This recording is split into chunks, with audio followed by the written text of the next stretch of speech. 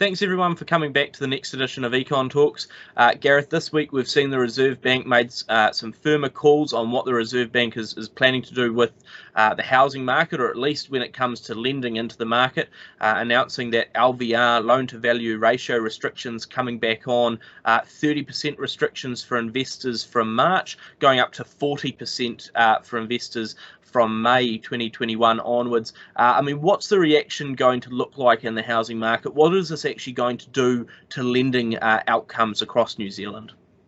Yeah, we were suspicious, of course, that the 30% restriction for investors would do much to the market, given that that's pretty much where the banks sat anyway. And we know from previous experience that the 30% level just didn't seem to be enough to really quell that investor activity. But 40%, we look back at the experience in 2016, there was a definite slowdown in house price inflation, both within Auckland and around the rest of the country, but most particularly in Auckland through 2016 and 2017. Sales volumes fell away as well. So we'd be expecting a similar effect this time around. There has been some commentary that perhaps anybody who's owned a property for the last year has seen a 15% increase in its value, so they should have enough equity to get round that 40% deposit requirement if they're looking to buy an investment property.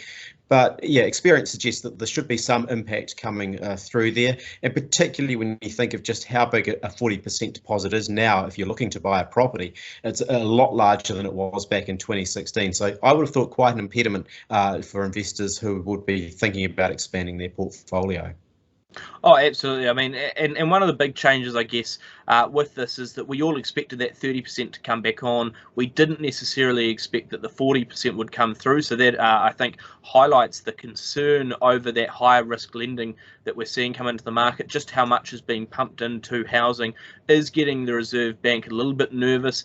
Certainly has the government very nervous. But again, a lot of talk from across the road in the beehive, not so much action coming through. And I guess that also speaks to what is going to happen or come through next for the housing market. LVRs are not a silver bullet. They're not going to change things overnight. They're not going to fix the housing market by themselves. But I guess we are starting to see a bit more action coming out of government, out of Reserve Bank, out of policymakers to start to address some of these issues. So we've had LVRs come through. They're going to take a bit of heat out of the market, but we're still expecting that, even in the middle of this year, house price growth could be running at 15% per annum, and likely, hopefully, I guess, in a sense, to slow below double digits towards the end of the year. But you're still going up, a considerable clip compared to where incomes are moving. Some of the analysis we've performed highlighted that even if we wanted to get house price to income multiples down to 5, now 5's still very unsustainable, but better than what we've got it today, that would require an immediate 29% reduction in house prices or a 41% jump in incomes. And look, although I'm sure everyone's keen for a 41% pay rise, that's just not realistic anytime soon. So we're starting to see these movements. I guess one of the other changes or confirmations really that we've heard this week from government, Gareth, was around the RMA, that we're going to scrap it, we're going to replace it. Now, many people will have already sort of seen this and gone, well, that's on the cards, but it's going to take a long time to come through.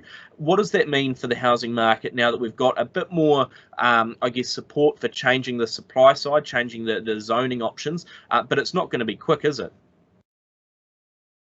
No, it's not. In terms of the legislation, the government's talking about a timeline of 2 years before they get that through, and then you're waiting for the effects of that to actually show through in terms of the way land comes to market, in terms of some of the decisions around, going forward with developments and that type of thing. And I think probably instructive for us in that regard is just the effects of the Auckland Unitary Plan. That was adopted in principle in late 2016, and it would have been late 2018 or even through 2019 before we really started to be confident that we were seeing signs of that affecting the mix of dwellings and indeed the rate of residential construction that was occurring in Auckland. So over the last couple of years, much more of a push in Auckland towards townhouses, terraced housing and apartments has been coming through in the mix there.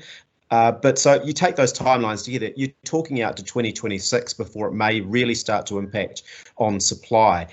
by that point in time, hopefully, with the build rate currently sitting at 39,000 per annum, if that holds up, for a year or two, we will be addressing some of those undersupply issues. You take it out 5 years, while we wouldn't expect residential construction to continue going at that rate for 5 years, the undersupply issues that are causing problems now, probably not so critical. That's not to say it's not a worthwhile exercise, because land has been a real problem in terms of housing affordability. In my view, that's the single biggest component that's been causing some of those ratios to become so stretched and lead to the crisis where we are now. Yeah, absolutely. And I guess with all of this, we know that the LVRs are coming back. They're going to slow or restrict some investor lending, but not going to change it, wholeheartedly upend the market tomorrow. The RMA sort of stuff is going to make some changes, but it will take a while to sort of percolate through the system. I guess all of this highlights that the housing market and the housing crisis that we have, it's not going to be solved overnight. There aren't any, silver bullets, but at least we're starting to see the right momentum. We've built up this issue in the housing market over at least the last decade, more likely for the last 30 years. It was never going to be a quick fix, but I do get the feeling now that we're starting to move in the right direction. The question is how much more pain people are going to have to feel before that gain of supply, that gain of helping people into slightly more affordable housing actually starts to move through.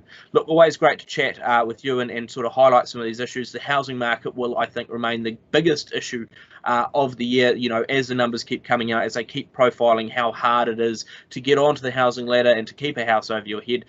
We'll keep monitoring that, and I'll catch you and everyone else on the next edition of Econ Talks.